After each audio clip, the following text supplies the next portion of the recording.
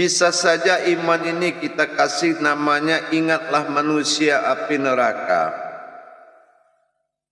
Tetapi dalam rangka meningkatkan kualitas ibadah kita, derajat diri kita kepada Allah, bukanlah makna iman itu mencegah, tetapi makna iman itu adalah mengimani hal-hal yang bersifat Allah dalam diri kita.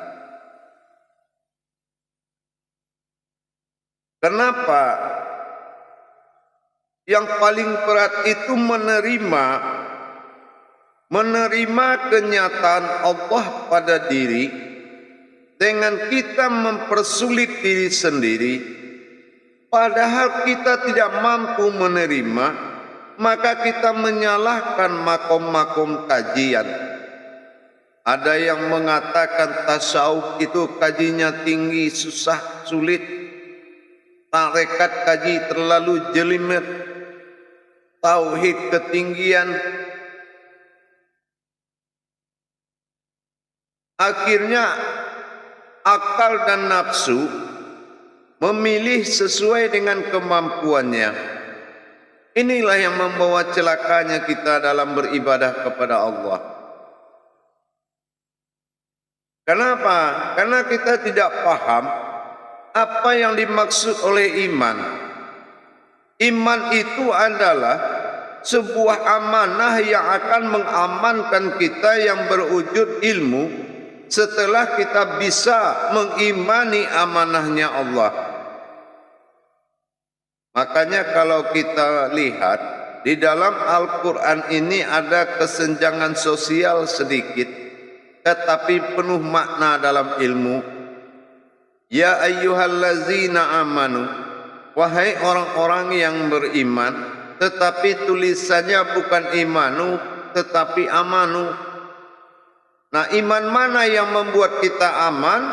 Imanu itu adalah aminun. Aminun itu amanah. Jadi kalau kita sudah percaya kepada amanah Allah, maka amanlah kita. Aman dalam bentuk apa? Aman dari kesulitan, aman dari kesusahan, aman dari siksaan, aman dari kebodohan, aman dari kemiskinan, aman semuanya. Tapi kalau kita belum bisa menerima amanah Allah atau belum sanggup mengimani, Buya Hamka pernah mengatakan, kalau tidak sanggup menahan sulitnya, susahnya belajar, maka harus tahan dengan sulitnya hidup. Inilah yang kita temui di saat sekarang ini. Kita ini selalu mencari amalan yang cocok buat kita, cocok buat akal, cocok buat nafsu, berlaku untuk dunia. Inilah titik hancur. Disinilah persoalan tentang kerohanian yang sangat serius. Para jemaah yang dirahmati Allah, rahimakumullah. Kadang-kadang kalau iman kita tidak sampai, kita selalu mentafsir dengan akal kita. Padahal yang tidak mampu beriman atas sebuah kajian, kita berprasangka dan suuzon kepada jalannya Allah. Laknatullah tantanganmu kalau jalan Allah kamu siksa. Kalau jalan Allah kamu cerca, dengan kebodohan kita, iman kita tidak ada, tidak mampu mengimani hakikat daripada Allah Subhanahu wa ta'ala. Apalah perlu kita nyatakan bahwasanya bukan hakikat bersifat Allah tapi nyata, mungkin tambah iman itu tambah tidak terima lagi. Kenapa? Karena sudah biasa berilmu itu dengan akal dan nafsu. Satu contoh dalam Al-Quran itu kita disuruh menanggalkan terompah, dalam bahasa mencopot sandal. Mungkin kita pikirkan itu memang sandal yang harus dicopot, saat kita masuk masjid, sehingga memaknainya dengan bahasa amaliyah. Kita katakan copot tanggal sandal atau tanggal copot sendal kita, mungkin sendal kaki, tapi karena Allah bersifat makna, tidak bersifat pada akal dan nafsu. Yang dimaksud apa? Kesombongan, keakuanmu dalam masjid itu ditinggalkan, seperti ibarat kamu mencopot sendalmu. Siapa kamu, landasan duniamu semua, pejabatkah kamu atau siapakah kamu? Dalam masjid itu hanya satu, menjadi rahimnya Allah, rahimakumullah. Nah, dalam rangka kita kembali kepada iman,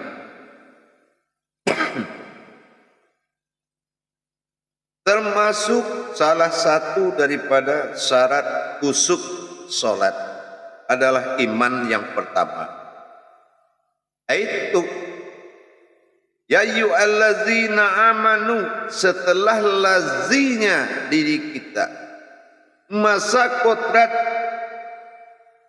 kehambaan yang cukup kuat sebagai landasan hakikat untuk mendapatkan sifat ketuhanan dalam diri. Dengan adanya kita membuka diri dan mengimani makna dari hakikat perbuatan ibadah. Kalau iman kita tidak ada dalam rangka mengimani hakikat Allah dalam ibadah, terus ibadah ini mau digolongkan kemana? Digolongkan amaliyah berhukum sunat, digolongkan ibadah mengatakan tidak mampu. Tapi kalau mengikuti jasad itu senang sekali. Yang pernah saya bilang, kalau tidak ada imanmu dalam solat, jasadmu itu memimpin kamu solat. Jasad yang memimpin kita berakaat. Jasad itu adalah kullu nafsin zaikatul maut, sesuatu yang diberi nyawa yang akan mati. Nah, mengikuti hal yang akan mati, apakah itu sifat bagi Allah? Dan sanggupkah kita mengimani apakah memang imam diri itu siapa? Imam solat itu siapa? Imam diri kita siapa? Bagaimana mendapatkan imam diri? Imaminullah yang akan mengimami kita untuk beribadah kepada Allah. Adakah iman kita di situ? Ibarat kita memegang sebuah zikir, kalau dihitung jumlahnya masih bisa kita imani. Tapi kalau kita dituntut untuk menerima apa yang kamu gerakkan dengan tasbih itu, berarti kita butuh iman. Iman yang mana? Iman yang amanah. Kalau kita belum memiliki jiwa amanah kepada Allah, amanah itu apa saja yang diamanatkan, maka jangan kamu ingkari, kata Allah. Kalau diamanatkan sebuah ilmu kepada kita dalam menjalankan perintah Allah, kita takbir solat, tapi kita tidak tahu hakikat daripada takbir dan tidak mau belajar, maka kita belum punya iman kepada Allah. Imaminullah. Mana imanullahnya kita? Mungkin kepada rukun dan rakaat kita bisa beriman, tetapi tentang kenyataan Allah pada diri, kenapa tidak mau mengimaninya? Mana imanullahmu? Mana ibadullahmu? Mana beribadah kepada Allah? Dan bagaimana kita beriman kepada Allah? Yaitu mengimani hakikat Allah di dalam amal dan ibadah.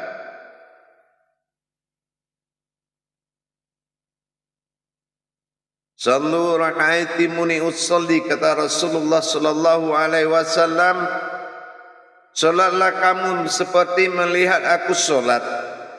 Bagaimana bisa kita melihat Rasulullah sholat, tapi kalau iman kita sudah menjawab, hakikat daripada Rasulullah itu ada dalam diri kita, yaitu rohani bagi kita.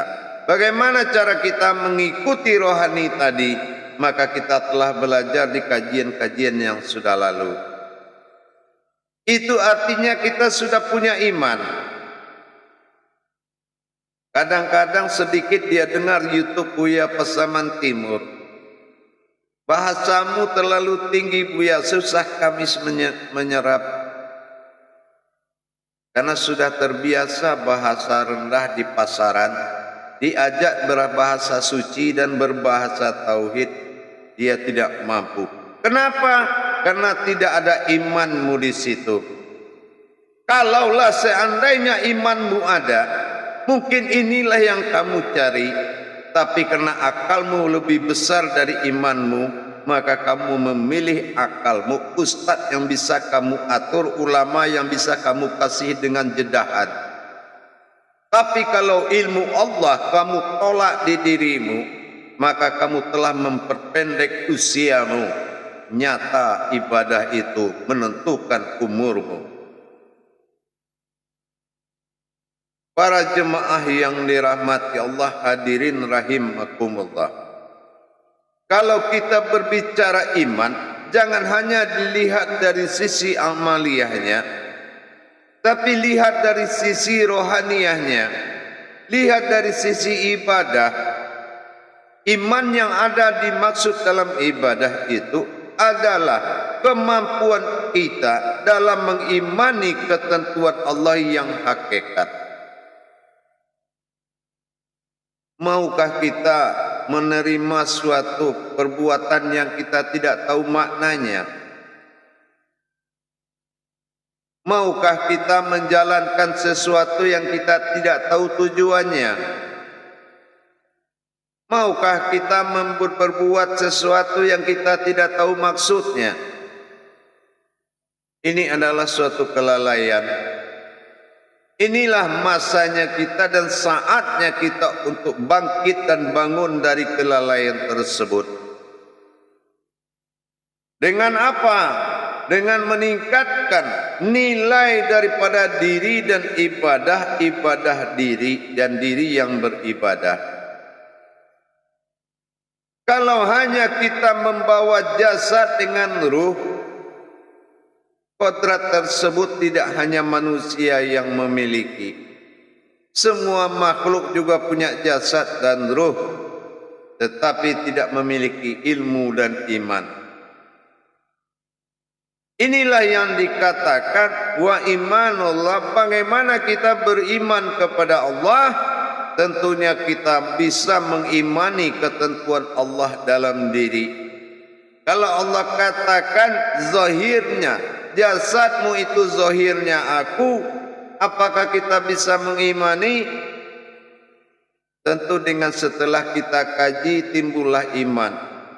Tapi kalau hanya dengan sebuah kata yang dikasihkan kepada kita melalui sebuah telinga, mungkin alam akal kita akan membantah bahwa kita adalah zahirnya Allah.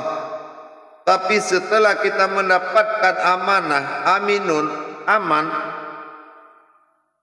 tuangan kaji oleh guru Laksana Intan berlian turun daripada dunia ini. Bulan purnama hadir di tengah bintang. Maka kita akan belajar berusaha mengimani tentang apa yang telah diamanahkan oleh Allah. Ya ayyuhallazina amanu aminun amanah aman.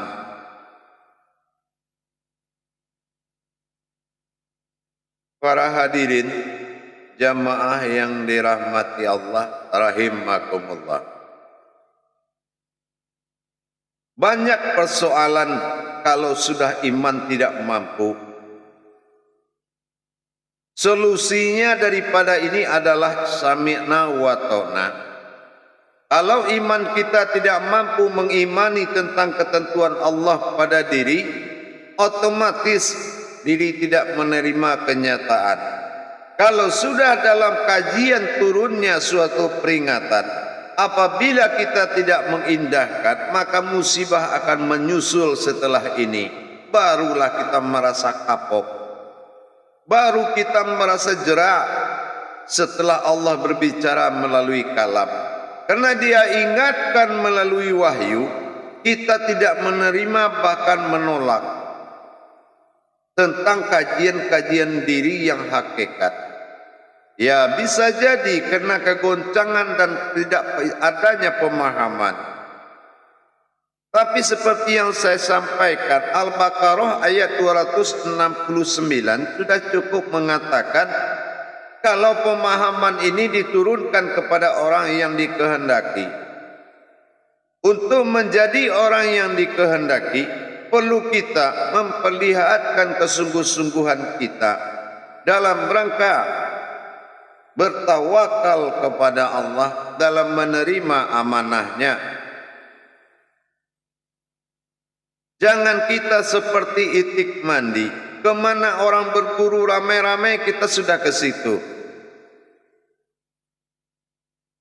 Harusnya kita berpikir dulu, apalah tubsirun, kenapa kita tidak mau berpikir?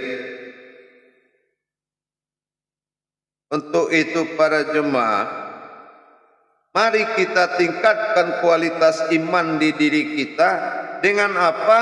Dengan kita sanggup mengimani ketentuan-ketentuan Allah dalam diri. Kalau umpamanya ketentuan itu baru datang dari tingkat alam jasad, kalau kita memang bisa menerima, kenapa kita harus mempersulit dengan mempertanyakan yang membuat kesulitan ke diri kita? Kalau kita bertanya, cari kemudahan yang paling tinggi. Ibarat kita dititipkan sepeda karena tetangga pulang kampung, karena terlalu lama tinggal di kampung, balik lagi sepeda tidak diakui lagi milik tetangga. Nah, ini yang dialami umat sekarang. Terlalu lama berdunia memakai kodrat-kodratnya Allah sehingga insan hidup sendiri, hati hayat sendiri. Inilah yang membuat Allah akan berbicara melalui alamnya dengan bahasa kejadian demi kejadian. Ditambah lagi dikala kita butuh jalan, dapat lagi sopir yang membawa penumpang ke tidak ketujuannya. Ini yang lebih parah lagi. Sopir dapat yang membawa kita tidak ke alamat kita, tetapi dibawa kita dalam masa sulit itu ke taman wisata yang menjanjikan kita akan hidup indah, hidup enak selamanya.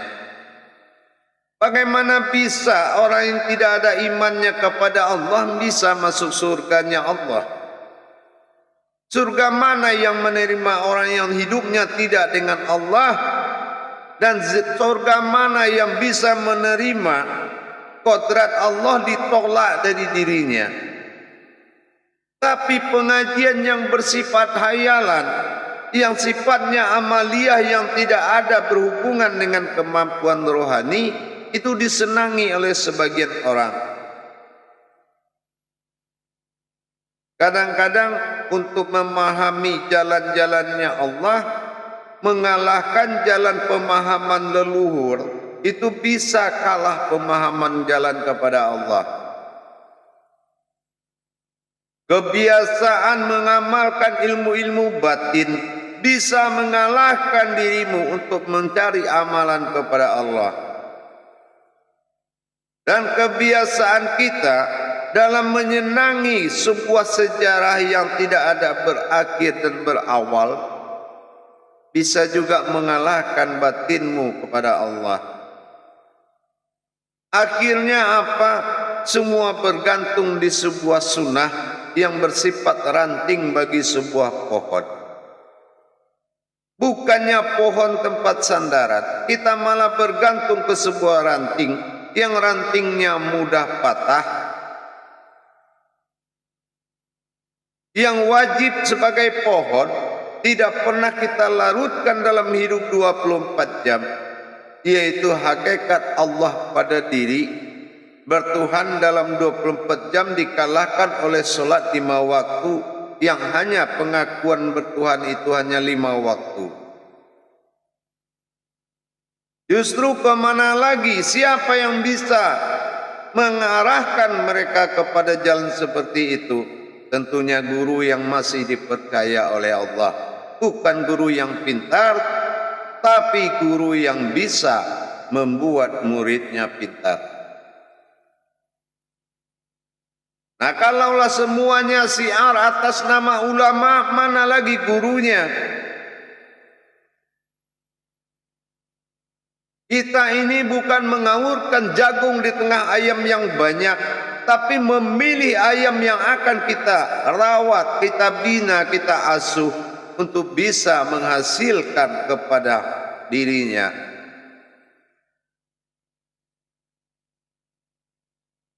Jangan ambil porsi yang mana umat tidak mampu bergantung di situ.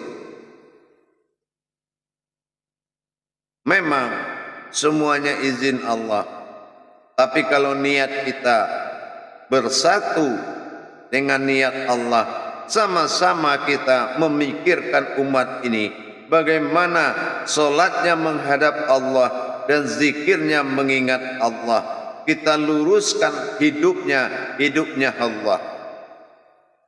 Ayatullah. Tentunya dengan kita bisa membuat umat ini mengimani ketentuan-ketentuan Allah dalam hakikat. Kadang sudah ada lagi ajaran turun bikin kaya dan bayar utang. Bukannya tentang Allah itu belum selesai. Bukankah kita menyerahkan seorang ulama, menyerahkan seorang umat kepada Allah, sehingga Allah perhatikan umat itu? Bukannya kita yang harus memberikan amalan kaya, zikir kaya. Kenapa berimbas seperti itu? Kenapa? Karena gurunya saja tidak kenal dengan Allah, maka amalannya sangat banyak. Ini suatu kehancuran bagi umat. Biarkan Allah yang menolong mereka. Tidak perlu kita yang menjauhkan mereka dengan amalan kepada Allah. Karena bisa jadi sebuah ilmu tanpa Tuhan, tapi kalau bertuhan sudah pasti berilmu. Kekhawatiran itu harus dimiliki oleh ulama. Pemirsa lihat sendiri di YouTube yang sangat banyak yang mengajarkan zikir-zikir kaya dan mencari orang yang dalam terbelit hutang. Itu bukan pertolongan agama. Pertolongan agama itu menjembatani kepada Allah, dan Allah membuat keajaiban kepada mereka. Allah hijabah mereka, maka mereka salut dan sujud kepada Allah, bukan sujud kepada yang memberi amalan. Inilah hakikat Allah yang tidak hayat dalam diri. Akibatnya ketergantungan dan menghalalkan segala cara. Itu disebabkan oleh apa? Itu disebabkan oleh lemahnya seseorang dalam mengimani ilmu-ilmu Allah. Apa ilmu Allah? Hakikat dari muka safahnya sebuah solat. Bagaimana kita bisa mendapatkan pertemuan, mendirikan hakikat-hakikat daripada solat, sehingga kita telah memberikan perhatian sepenuhnya kepada Allah, sehingga tidak ada lagi tempat dan kosong dari perhatian kita kepada Allah guna untuk diduduki oleh setan atau iblis. Tapi malah diambil alih perhatian orang yang lagi teraniaya ke dalam jalan-jalan dunia bermodalkan amalan-amalan Islam. Astagfirullah. Inilah yang kita khawatirkan. Pertolongan datang dari orang pintar. Pertolongan datang dari pembawa agama, bukan dari Allah.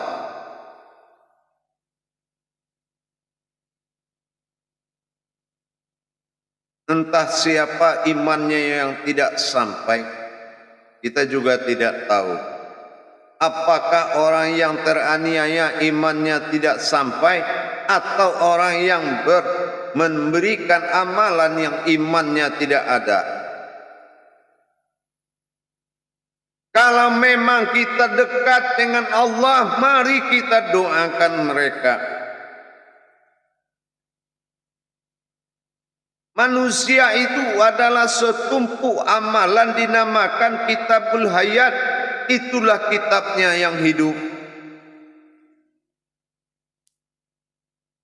Itu kitabullah. Mana kitab Allah? Hayatnya kita manusia, insan bagi Allah. Tempat Allah kita berbicara, tempat berbicara kita kepada Allah. Tetapi kita sudah dibawa ke kitab-kitab lain, sampai di jalan habis bensin. Inilah nasib. Habis nasib dalam sejarah, tapi tidak ada dalam kenyataan.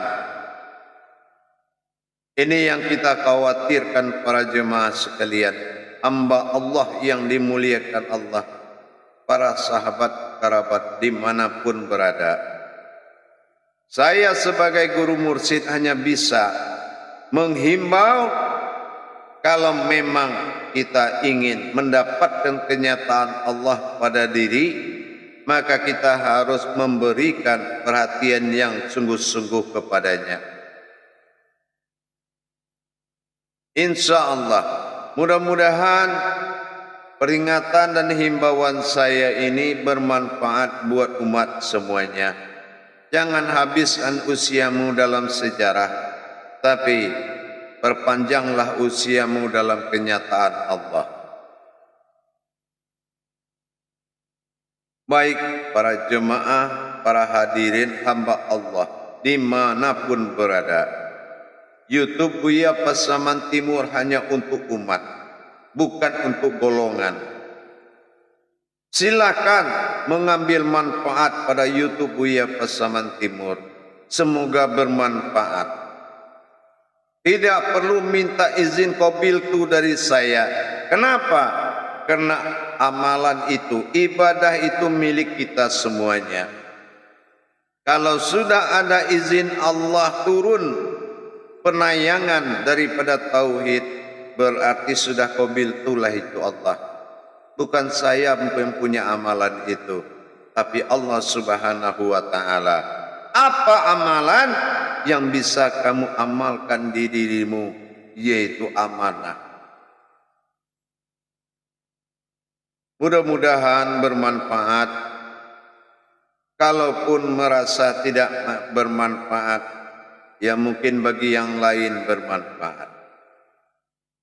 Tapi saya dari Majelis Zikir Ma'rifatullah, Guru Mursyid Syekh Nur Muhammad Buya Irwan Maulana Al-Khalidi dari Sumatera Barat, tidak ada maksud tujuan lain, hanya berbagi ilmu dan wawasan dalam rangka menyelamatkan diri kita, tentunya dengan mengangkat harkat dan martabat diri dan ibadah.